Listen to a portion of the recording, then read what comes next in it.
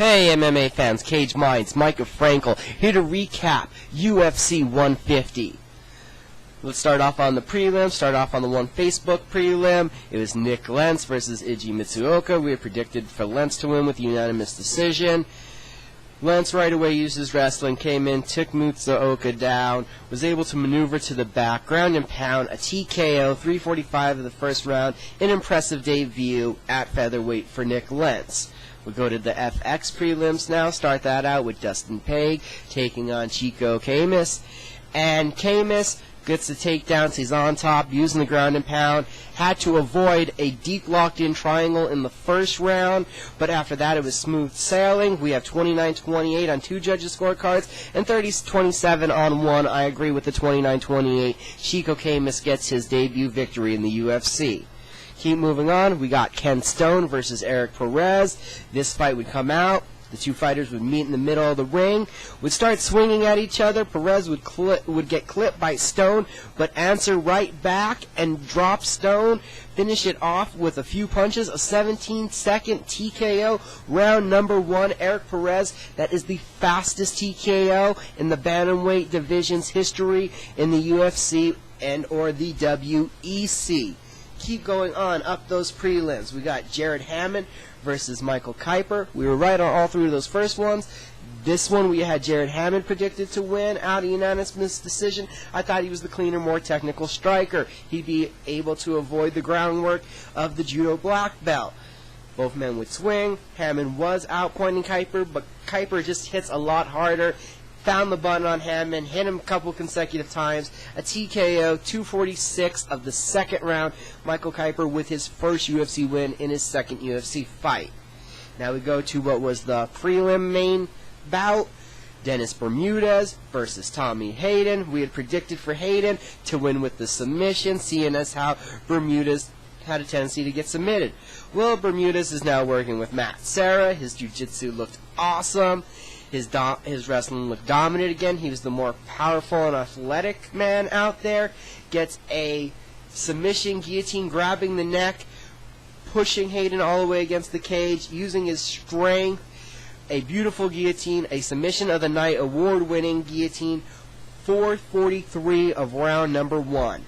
Now we move on to the main card. We've got Justin Lawrence versus Max Holloway. We had predicted for Lawrence to win the bout with a unanimous decision, seeing as how he was more well-rounded with the wrestling, more having mixed martial arts skills. We thought the wrestling would come into big play as they were both phenomenal strikers. Well, the straighter, cleaner punches, the more use of leg kicks, Max Holloway was controlling the distance, bloodying up the nose and the right eye of Justin Lawrence. And then when they got into a corner, Holloway starts unleashing body blows, dropping Lawrence, and gets the TKO late in round number one. Max Holloway, 2-1 now in the UFC, the youngest fighter in the UFC, showing a ton of potential.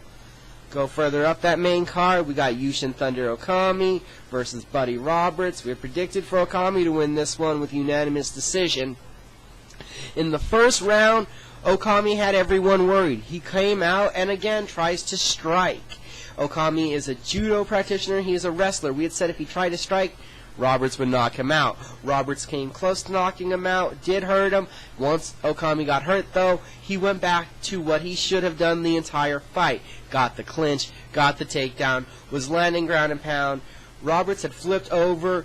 Okami had his back, was landing ground and pound towards the end of the first round, but several illegal blows to the back of the head stopped Herb Dean from ending the fight there. We go to the second round, and again Roberts would tag Okami on the feet. Okami would get the fight to the ground, would make his way around to the back of Buddy Roberts, having Roberts flattened out, and through an accumulation of punches, Herb Dean, referee stoppage, 3:05 of round number two. It goes down as a TKO, but Roberts wasn't really hurt. He wasn't really out. He was just in a horrible position, taking abuse, but was deflecting most of the punches with his arms. So Okami gets a victory. It goes down by a stoppage. Was not all that impressive, though. Okami needs to stick to his grappling and not try to strike. Moving on now to another fight in the middleweight division, we had Jake Shields versus Ed Herman. We had predicted unanimous decision boringly for Jake Shields, and that's what happened. To our surprise, Ed Herman, who everyone knew had the better striking, had better striking combinations going on at the beginning of the first and second round, and both times would shoot in, would initiate the clinch himself, getting it against the fence. They would work from there. It was Jake Shields' kind of fight, and they just kept kind of turning. In the second and third round, Shields was really able to get the takedown, get on top, go for a guillotine, go for a Kimura, was doing some work, and those 2 rounds were definitely his. The judges' scorecards, we go 30-27, 30-27, both for Shields, and 29-28. I agree with the 29-28. 30-27, I don't really believe. I feel that Herman had the control positionally in the first round, having Shields against the fence, and he won that round, but the other 2, because of Shields being on top and working harder, Herman lost that out. Unanimous decision, like we said, Jake Shields. Go on to the co-main event now. Donald Cerrone, Melvin Guillard. This was supposed to be fun, a great striking output, and these men were trying to have a fight of the night kind of performance. They did get the fight of the night award. Guillard comes out and shocks Cerrone, hit him hard, was chasing Cerrone around, landing knees, landing right hands. Cerrone was able to recompose himself, get at distance, throw a high kick with his right leg that clipped the top of the head of Guillard, enough to knock him out on his feet, and then a powerful right hand jumping in finishes it off. 1:16 into the first round. One of the craziest fights you could ever see in MMA. Donald Cerrone, with the comeback and in quick fashion after being hurt, defeats Melvin Guillard. So KO the night award for Donald Cerrone, a fight of the night award between that performance. And at the press conference, Dana White says that Donald Cerrone will get his dream matchup that he's been calling out. He'll get Anthony Pettis in his next fight. Go on now to the main event, where's the rematch for the lightweight title. Benson Henderson's the champion this time, taking on Frankie Edgar. We had predicted unanimous decision for Ben Henderson. In the first round, Henderson came out, had the jab working, was using a low leg kick, hitting Edgar in the shin, really cutting down the movement. That first round was all for Henderson. In the second round, Edgar came out more active, showing that heart of the champion. Outputted Henderson in the second round. Third round was very close, back and forth, and on my scorecard, I had Henderson because it's hard to negate the fact that every time Henderson hits Edgar, Edgar moves back. When Henderson gets hit by Edgar, he looks at him like, come on, bring it more. Are you serious? So in that third round, I felt it went to Henderson. And in the fourth round, again, more of the same. Henderson actually picked up the output finally that his corner wanted him to, was more aggressive, was landing kicks, landing punches, hit Edgar in the face to the point where Edgar was dropping his mouthpiece. So as we're going into the fifth round, I have it 3-1 for Henderson. In that fifth round again, Edgar, more output, more heart, looked to be determined. He wanted it, went out and tried to get it. Edgar would win out that fifth round, never really having Henderson in trouble. Towards the end of the fourth and fifth round, it was kind of telling. We saw Benson Henderson doing tactics reminiscent of a Nate Diaz or a Gray Maynard. He was putting his hands up, wanting Frankie to engage. You could see that towards the end of the fourth round, this one was getting heated as Edgar didn't really like what Benson was doing. Edgar was saying, I am fighting, but Benson was saying, no, you're running in, throwing a shot, and running back away as soon as you don't connect. I'm saying stand here and let's exchange. So they had a difference of opinion in that. We go to the judges' scorecard. The first one's read off, 49-46 Edgar, which is inexplicable to me.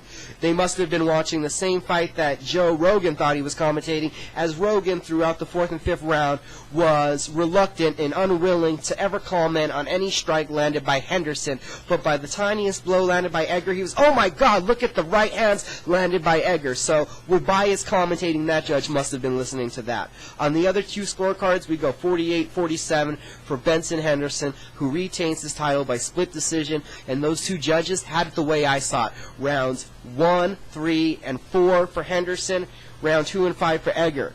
They say to be the man, you got to beat the man, and Edgar just keeps saying, I think I won these point fights. Well, the numbers don't really say so. The numbers that the UFC put up on the pay-per-view event after the pay-per-view read as this. 89 significant strikes for Benson Henderson, 62 for Frankie Edgar. 60 punches landed for Benson Henderson, 42 for Frankie Edgar. 35 kicks landed by Benson Henderson, 26 for Frankie Edgar. They do have that Edgar did have 2 takedowns, but one of them was a trip that no strikes were landing, nothing came off of that, so it was really nullified. Both men had failed submission attempts, but according to those numbers, Benson Henderson outstruck, outlanded, and Edgar had the bloody nose, the banged up eye again. He doesn't receive damage well, and also he doesn't have the power to hurt Henderson, who didn't look like he had been through a fight. Only other interesting thing I found is that later, Fight Metric has put the fight as 66 significant strikes for Frankie Edgar to 62 for Benson Henderson. So somehow there were 27 strikes counted by the UFC that Fight Metric did not count, and there were 4 more landed by Edgar that Fight Metrics counted that the UFC did not. If you look on the UFC website, you will see the Fight Metric portion. If you're watching the pay-per-view, you will see the statistics that I'm talking about. But what we do know now is that Benson Henderson will move on, fight Nate Diaz for the lightweight title. Frankie Edgar, 155, 145. It's up to him what he does next, but it will not be a title fight. This is Cage Minds. We were 7-3 on our predictions. Thank you for watching. Uncage the Warrior Within Yourself. Make sure to keep connected with your fight combat sports community. Kickboxing, boxing, jiu-jitsu, judo, wrestling, everything and more. Nux.com, and check out all the local affiliates too. Thank you for watching. Have a good night.